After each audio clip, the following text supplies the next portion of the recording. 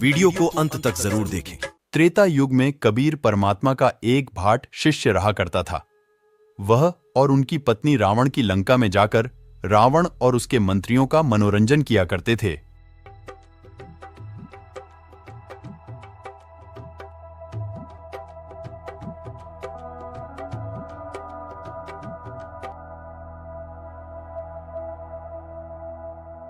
वहीं दूसरी ओर उस भाट की पत्नी मंदोदरी को चुटकुले सुनाया करती थी।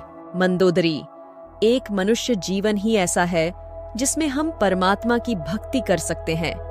यह मनुष्य जीवन हमें सद्भक्ति करने के लिए प्राप्त हुआ है।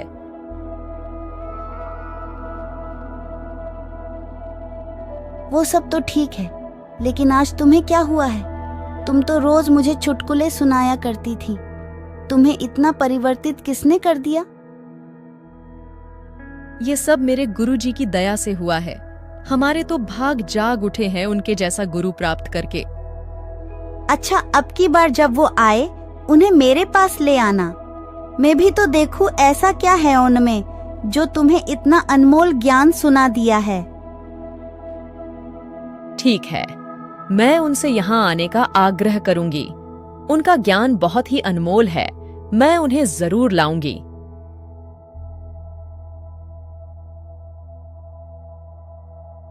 अगले ही दिन वह मुनींद्र ऋषि अर्थात कबीर परमात्मा के पास जाती है और उनसे कहती है, प्रभु, हमारी रानी आपको याद करती है। मैंने आपके द्वारा सुनाया हुआ ज्ञान उनको सुनाया। वो बड़ी प्रभावित हुई और उन्होंने कहा है कि अपने गुरुजी को यहाँ बुला के लाना। बेटी, हम किसी राजा के घर नहीं जाया करते। उनको गरज पड़े तो यहाँ आ जाएगी। साधु संत नहीं जाया करते रावण जैसे व्यक्ति के घर, जब तक वो हमारे विचारों से परिचित नहीं होते। कर्मवती मंदोदरी को सारी बातें कहती है जो मुनींद्र ऋषि जी ने कही थी। रानी, उन्होंने मना कर दिया है आपके यहाँ आने को और कहा है कि साधु संतों को आदेश देकर नहीं बुलाना चाहिए। उनके पास स्वयं जाना चाहिए। और यदि उन्हें बुला भी लिया तो क्या फायदा अगर उन्होंने रजा नहीं बख्शी। ठीक है बहन, मैं उनके पास स्वयं जाऊंगी। अब की बार तुम्हारे गुरुजी आए तो मुझे जरूर बताना। मुनींद्र ऋषि जी फिर से आते हैं। मंदोदरी उनके ज्ञान से बहुत प्रभावित होती है और उनसे नाम दीक्षा ले लेती है। मंदोदरी कहती है, हे गुरुदेव, मेरा पति राम जी की पत्नी को उठाकर ले आया है। आप ही उसे समझा सकते हैं। दया करे दाता। बेटी, रावण जिसकी पत्नी को ले आया है वो कोई आम इंसान नहीं है। वो 3 लोक के भगवान हैं। उससे कहो कि जहां से उन्हें लाया है वही इज्जत से दे भी आए, वरना उसका अंत निकट है। वो अपनी मौत ले आया है। मंदोदरी मुनींद्र जी से कहती है कि वो रावण को समझाए, सब कुछ जानते हुए कि आगे क्या होने वाला है, फिर भी अपनी शिष्य की भगवान में श्रद्धा ना टूट जाए। इसीलिए मंदोदरी से कहा कि ठीक है बेटी, मैं जाता हूं, एक दिन और कोशिश करके देखता हूं। मुनींद्र ऋषि अर्थात कबीर परमात्मा रावण की लंका के बाहर आ जाते हैं और कहते हैं, सैनिकों, मुझे अंदर जाने दो। मुझे राजा रावण से एक जरूरी बात करनी है। माफी चाहते हैं महात्मा जी, इस समय किसी को भी अंदर जाने की अनुमति नहीं है। अंदर राजा और उनके मंत्री बातें कर रहे हैं। मुनींद्र जी ने कहा कि वह उनका संदेशा अंदर जाके भेजें कि उनसे एक ऋषि मिलना चाहते हैं। माफ करें महात्मा जी, लेकिन हमारा राजा बहुत क्रोधी व्यक्ति है। अगर इस समय हम अंदर गए तो वह हमारा सर अलग कर देगा। अंदर का संदेशा बाहर आ सकता है, लेकिन बाहर का संदेशा अंदर नहीं आ सकता।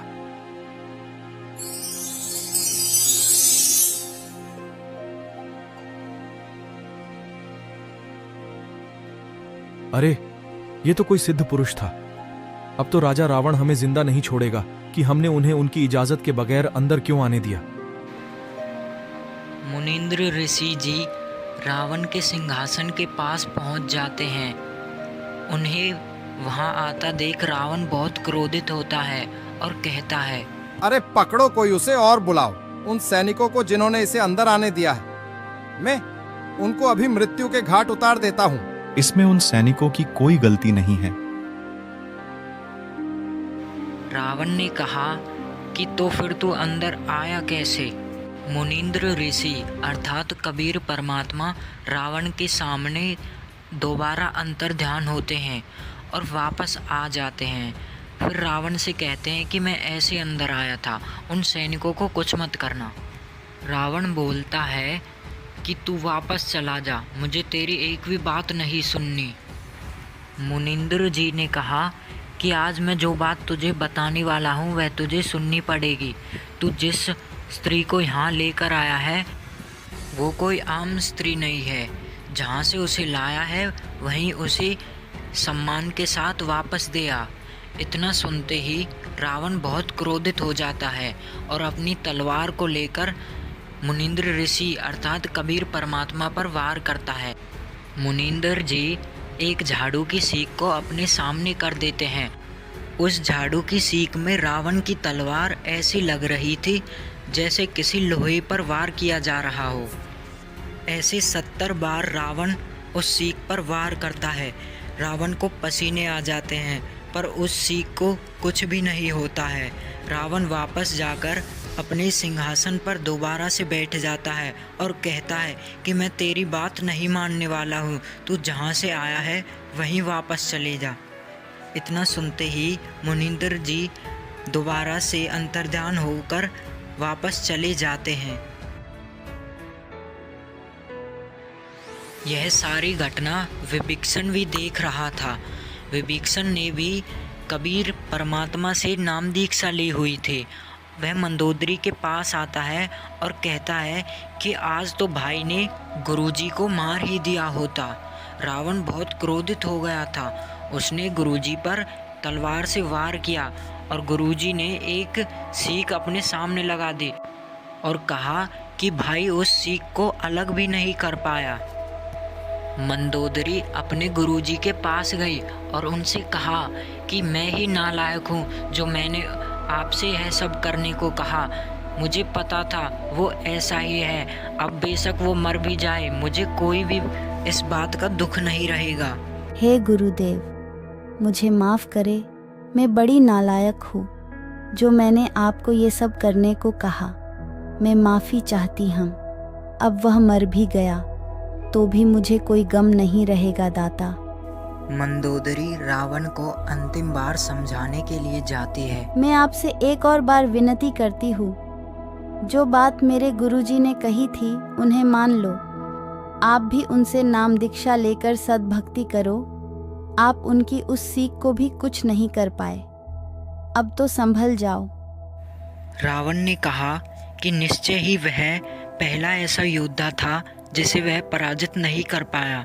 रावण ने कहा कि तुम्हें जो भक्ति करनी है तुम वो करो, मैं तुम्हें नहीं रोकूंगा। लेकिन मेरे गुरुजी उनसे भी ज़्यादा समर्थ शक्तिमान है, होगा कोई सिद्ध पुरुष। ये सब बोलकर रावण वहाँ से चला जाता है। दर्शकों, हम सभी को ज्ञात है कि रावण की अंत में कैसी दुर्गति होती है।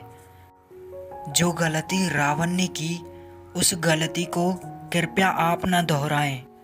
आज वर्तमान में मुनींद्र ऋषि जी की तरह संत रामपाल जी महाराज जी भी हमें सतज्ञान से परिचित करवा रहे हैं, लेकिन हम अहंकार वश होकर उनके ज्ञान को स्वीकार नहीं कर रहे हैं। ऐसा इसीलिए है क्योंकि हम उनके ज्ञान को पूरी तरह से नहीं सुनते हैं और उनके आधे अधूरे ज्ञान को सुनकर उन पर उंगलियां उठाने लगते हैं। सर्वप्रथम संत रामपाल जी महाराज जी के सत्संग प्रवचन सुने और उनके द्वारा बताए जा रहे शास्त्र प्रमाणित ज्ञान को स्वीकार करके उनसे नाम दीक्षा लें। संत रामपाल जी महाराज अपनी तरफ से कुछ भी नहीं बोलते हैं, जो शास्त्रों में लिखा हुआ होता है उसे ही बताते हैं। वो स्वयं कबीर परमात्मा के स्वरूप हैं। कबीर साहिब जी, जिन्हें आज तक मात्र कवि कहकर संबोधित किया, वो सर्व भाषाओं के ज्ञाता थे, जिन्होंने वो अमर ज्ञान दिया जिसे आज तक हम खोजते आए, लेकिन हमें ये अनमोल ज्ञान आज तक प्राप्त नहीं हुआ, क्योंकि ये अद्वितीय ज्ञान इतना गूढ़ है जिसकी गहराई कोई तत्वदर्शी संत ही माप सकता है।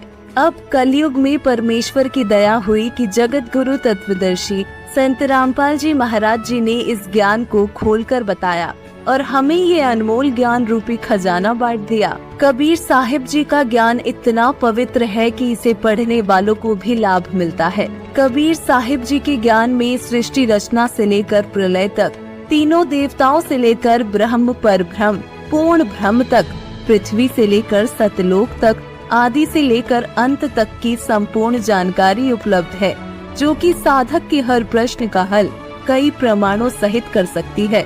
कबीर साहिब जी की ज्ञान का दीपक अज्ञान के अंधेरे को मिटाकर उजाला कर देता है।